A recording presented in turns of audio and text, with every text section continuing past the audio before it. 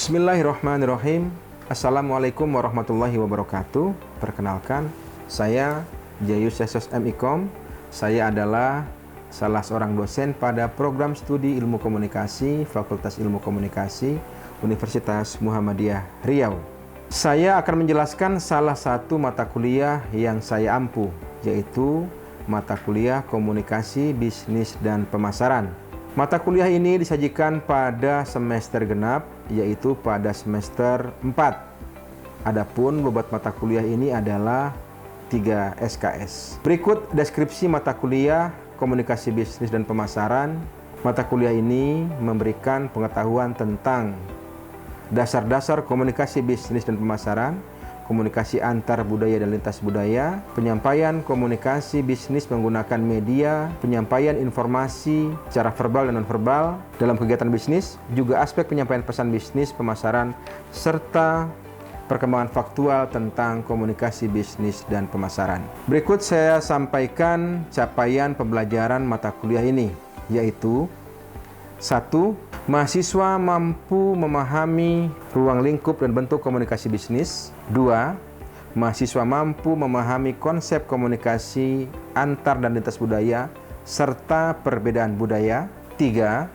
Mahasiswa mampu memahami penyusunan konsep pemasaran, bauran pemasaran, serta memahami jenis media dalam komunikasi pemasaran dan juga aspek pemasaran melalui media sosial. 4. Mahasiswa mampu memahami perencanaan pesan bisnis dan pemilihan media penyampaian pesan serta pengorganisasian dan revisi pesan bisnis. 5. Mahasiswa mampu menyusun surat lamaran kerja dan resume. 6. Mahasiswa mampu memahami perkembangan teknologi, informasi, dan komunikasi dalam bisnis. 7. Mahasiswa mampu memahami pemanfaatan media sosial dalam bisnis. 8. Mahasiswa mampu memahami pembuatan siaran pers atau rilis berita. 9. Mahasiswa mampu memahami aspek-aspek terkait wawancara kerja. Kemudian, sistem perkuliahan pada Universitas Muhammadiyah Riau dilakukan secara luring 70% dan daring 30%. Dalam pelaksanaannya, kedua sistem perkuliahan ditunjang dengan tersedianya aplikasi Learning Management System atau LMS, yaitu sistem kuliah online yang disingkat dengan SIKULI. Sistem ini memprovide perkuliahan secara luring dan daring. Sistem ini juga memberikan kemudahan dalam mencatat presensi, bahan materi, latihan, pemberian tugas, hingga penilaian di akhir. Setiap dosen dan mahasiswa juga memiliki akun yang terintegrasi dengan sistem administrasi akademik. Berikut materi yang akan disampaikan dalam pembelajaran. 1. Pendahuluan dan kontrak perkuliahan. 2. Definisi dan ruang lingkup komunikasi bisnis. 3. Komunikasi antar dan lintas budaya serta perbedaan budaya. Pengertian pemasaran dan bauran pemasaran serta media dalam komunikasi pemasaran. 5. Pemasaran melalui media sosial. 6. Perencanaan pesan bisnis dan pemilihan media penyampaian pesan. 7. Pengorganisasian dan revisi pesan bisnis. 8. Korespondensi dalam bisnis. 9. Menyusun surat lamaran kerja dan resume. 10. Perkembangan teknologi informasi dan komunikasi dalam bisnis. 11. Pemanfaatan media sosial dalam bisnis. 12. Pembuatan siaran pers atau rilis berita. 13. Praktek pembuatan siaran pers atau rilis berita. Dan 14. Wawancara kerja. Metode pembelajaran mata kuliah ini yang pertama adalah ceramah, yang kedua diskusi, yang ketiga tanya jawab, yang keempat praktek, dan 5 pemberian tugas. Sistem penilaian: 1. Kehadiran 10%, 2. Tugas mandiri 15%, 3. Tugas terstruktur 15%, 4. Ujian tengah semester 30%, dan 5. Ujian akhir semester 30%. Kriteria penilaian diberikan atas kesesuaian jawaban, kemampuan komunikasi, serta ketepatan waktu pengumpulan tugas. Hasil penilaian dapat diakses melalui SIKULI, dan remedial atau perbaikan nilai juga dapat diberikan kepada para mahasiswa dengan mempertimbangkan kalender akademik. Untuk lebih jelasnya tentang perkuliahan ini dapat dilihat dalam cuplikan video berikut. Baik, Assalamualaikum warahmatullahi wabarakatuh.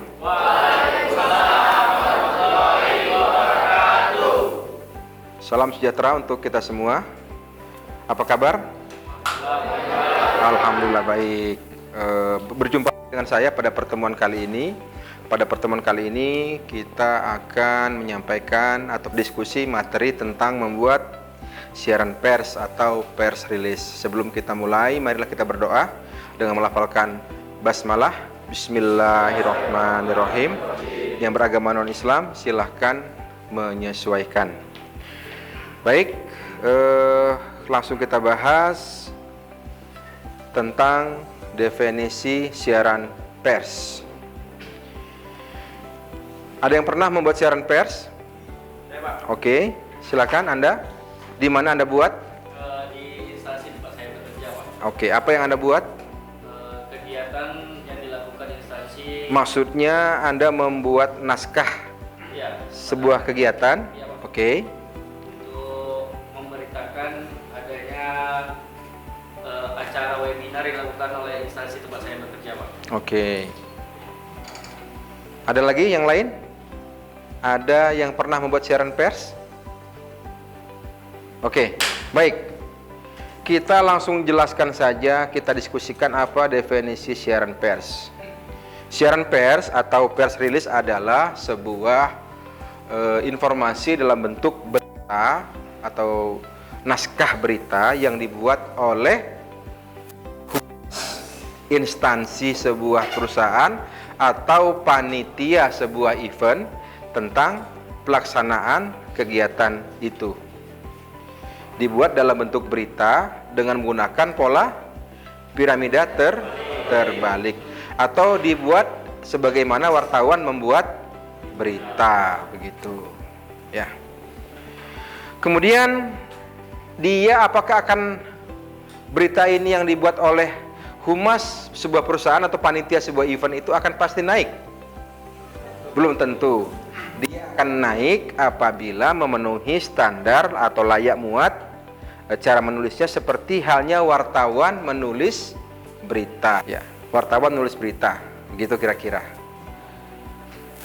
Coba dijelaskan, ada lagi yang menjelaskan definisi siaran pers tadi kira-kira dengan bahasa yang sederhana? Ya, silakan. Siaran pers itu tulisan atau rekaman. Oke, tulisan atau rekaman yang ditujukan langsung kepada media, yang berisi suatu berita untuk diinformasikan dan akan ditayangkan di media massa. Oke. Cara menulisnya bagaimana? Menggunakan rumus 5W1H. Menggunakan rumus 5W1H dengan pola piramida terbalik. Atau sederhananya sebagaimana wartawan menulis berita, begitu. Nah, dijamin naik nih kalau seperti ini. Ya. Nah, bisa atau tidaknya Anda menulis siaran pers atau press release tergantung kita sering atau tidaknya mencoba untuk membuatnya. Kalau nggak pernah ya susah memang ya. Jadi harus dilatih dan seterusnya, begitu. Kemudian nih selanjutnya akan bahas tentang formula 5W dan 1H. Tentu kita sudah familiar dengan nih. What artinya apa yang terjadi. Where artinya di mana terjadi. Artinya kapan terjadi. Who, siapa yang terlibat. Kemudian why, mengapa peristiwa itu terjadi. Dan how, bagaimana peristiwa itu terjadi. Nah, nanti kita akan contohkan ini. Nah, insya Allah hari Senin tanggal 17 Juni lusa ya, kita akan melaksanakan sholat Idul Adha di kampus, begitu ya. Nah, jadi ini masih yang saya rangkum. Nah, Anda boleh catat ya. Nanti akan coba sama-sama kita buat judul ya. Jadi Senin tanggal 17 Juni kita akan melaksanakan sholat Idul Adha di halaman kampus Umri. Jadi Senin 17 Juni itu adalah rumusnya berarti when. Sivitas dan keluarga Umri itu berarti siapa atau who. Kemudian sholat Idul Adha What? Ya, apa yang dilakukan atau what? Di mana? Atau where? Di halaman kampus UMRI. Kemudian juga sudah ditetapkan bahwa yang akan menjadi khatibnya adalah Prof. Dr. H.M. Nazir atau Ketua BPH UMRI. Kemudian rektor akan hadir dan segenap sivitas akademika. Kenapa dilaksanakan di kampus UMRI? Untuk mengakomodir warga Muhammadiyah yang ada di sekitar kampus untuk bisa melaksanakan sholat Idul Adha di sini ya. Utamanya untuk warga kecamatan apa namanya nih? Bina Widya. Ya, biasanya yang sudah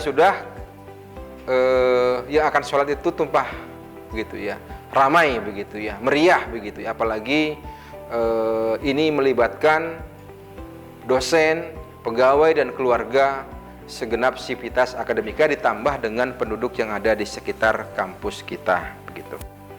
Kalau begitu, apakah judul yang cocok untuk informasi ini? Kalau Anda diminta membuat rilis berita,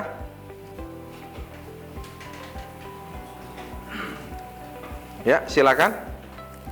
Sivitas dan keluarga besar UMRI akan menggelar sholat Idul Adha 1445 di halaman kampus UMRI.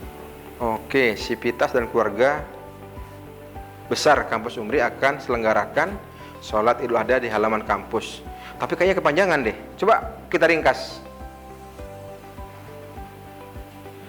Kita ringkas kira-kira. Ada yang mau mencoba meringkas judulnya seperti apa kira-kira?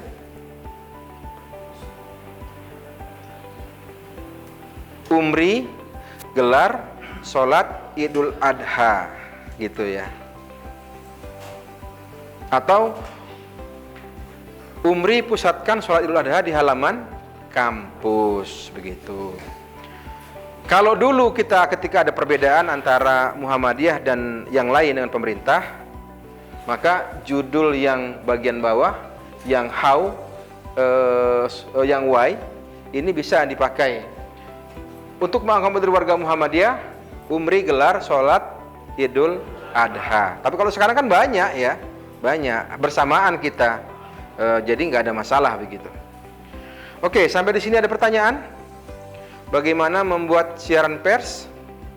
Silakan. Saya mau review lagi ya. Jadi siaran pers adalah apa tadi? Tulisan atau rekaman Oke. yang dibuat oleh suatu instansi untuk diberikan kepada media agar tayang di media massa. Oke. Yang membuat adalah public relations, PR atau panitia atau humas atau panitia di sebuah instansi atau perusahaan atau sebuah event kegiatan. Kemudian kalau berita, informasi peristiwa yang terjadi yang dibuat oleh wartawan. Kalau begitu dari tadi kita membicarakan soal perbedaan. Persamaannya apa kira-kira? Press release sama berita yang dibuat wartawan? Sama menyampaikan berita, Pak. Sama-sama menyampaikan berita dan sama-sama nanti kalau udah terbit namanya berita begitu namanya. Hanya yang memungkinkan itu kode pada bagian belakangnya itu yang berbeda. Biasanya ada kodenya RLS atau release begitu. Lalu kalau begitu, apa perbedaannya antara berita dengan press release? Apa kira-kira? Apa perbedaannya berita dan press release? Yang pasti tadi pertama orang yang membuatnya. Kalau berita yang membuat adalah wartawan. Kalau siaran pers atau press release yang membuatnya adalah humas sebuah instansi atau perusahaan atau panitia. Baik, kita lanjutkan lagi. Nah, ini perbedaannya ya. Di antara perbedaannya itu adalah pertama, tadi sudah disebutkan juga, kalau siaran pers itu disiapkan oleh humas, oleh panitia, oleh instansi. Kemudian kenapa pesan ini, naskah rilis berita itu harus disiapkan? Karena tujuannya adalah untuk mengontrol pesan, supaya organisasi atau perusahaan yang membuat siaran pers memiliki kendali penuh atas pesan yang ingin disampaikan. Kendali penuh itu diantaranya adalah menulis eventnya, nama organisasinya, nama pejabat atau orang-orang yang terlibat di dalamnya, ya, selengkap-lengkapnya, sebenar-benarnya begitu. Oleh karena itu, kenapa siaran pers itu harus disebutkan, harus dijelaskan, harus dibuatkan begitu. Kemudian, nah, ini perbedaannya. Kalau wartawan menulis berita tentu apa adanya kan? Ya. Dan beritanya harus berimbang begitu ya. Harus cover both side istilahnya begitu. Kemudian ada sebuah istilah dalam penulisan berita itu, ada gium begini. Public relations oleh panitia, ya berita itu mau menarik mau tidak harus dibuat begitu ya, karena memang punya nilai promosi, punya nilai informasi begitu. Kemudian yang selanjutnya perbedaannya adalah bahwa wartawan itu independen, tidak bisa diintervensi apa yang akan ditulis. Sementara tadi kita kan punya punya potensi untuk membuat selengkap-lengkapnya, sejelas-jelasnya begitu. Kemudian selanjutnya, nah, untuk struktur siaran pers, bahwa siaran pers itu mengikuti struktur yang mencakup elemen 5W dan 1H. Isi yang rinci, kutipan dari pihak yang berwenang, dan informasi kontak, bisa juga piramida terbalik. Kemudian, tentu saja karena ini dibuat oleh humas, oleh panitia, tentu ini biasanya ditulis perspektif atau sudut pandang positif tentang peristiwa itu. Ya. Sementara tadi wartawan independen atau apa adanya begitu ya, apa adanya begitu. Kemudian lagi, nah, wartawan juga menggunakan format piramida terbalik, ya, ditulis secara objektif dengan tujuan memberikan pandangan yang seimbang. Wartawan biasanya mencari sudut pandang dan berbagai sumber untuk memastikan liputannya komprehensif. Jadi wartawan itu banyak melihat dari berbagai sudut pandang. Oke, kemudian, nah ini contoh ya. Saya tidak jauh-jauh mengambil contoh yang saya ambil adalah di kampus kita. Beberapa waktu yang lalu, sekitar di awal bulan Juni ini, ya, kita mendapatkan informasi bahwa, bukan informasi ya, kita mendapatkan surat izin terbitnya Prodi S1 Pendidikan Kedokteran dan Profesi Dokter, ya. Nah, surat itu dikeluarkan oleh Kementerian Pendidikan Tinggi, Ristek dan Teknologi pada tanggal 28 Mei 2024. Tapi kemudian berita ini baru kita rilis, baru kita siarkan sekitar tanggal 4. Ya, ada jeda berapa waktu karena memang surat itu sampai di kita tidak persis di tanggal 28 begitu. Nah, lalu dibuatlah rilisnya, siaran persnya. Seperti ini kira-kira ya. Izin kementerian sudah terbit Prodi S1 Pendidikan Kedokteran dan Profesi Dokter Umri resmi berdiri dan siap menerima mahasiswa baru. Ini judulnya. Ya, kemudian setelah judul ada lead namanya. Nah, ini tanggal 28 Mei 2024 Umri mengumumkan keluarnya surat keputusan atau SK bernomor 318/E/O/2024 tertanggal 28 Mei 2024 oleh Direktur Jenderal Pendidikan Tinggi, Riset dan Teknologi Abdul Haris atas nama Menteri. Nah, surat ini menandakan bertambahnya jumlah perguruan tinggi yang membuka prodi kedokteran di Provinsi Riau, yaitu kampus kita, Universitas Muhammadiyah Riau. Nah, selanjutnya masukkanlah dalam siaran pers itu detail tentang SK-nya, lalu kutipan dari rektor dan informasi kontak terkait, karena kita memang mau menerima mahasiswa baru, juga kita memberikan nomor kontak dan link informasi pendaftaran begitu. Baik, ada pertanyaan? Kira-kira tentang menulis siaran pers, tentang pertemuan kita pada malam hari ini? Jika tidak ada pertanyaan, saya kira materi kita pada malam hari ini cukup sampai di sini saja. Terima kasih. Kita tutup dengan melafalkan hamdalah. Alhamdulillahirabbil alamin. Assalamualaikum warahmatullahi wabarakatuh.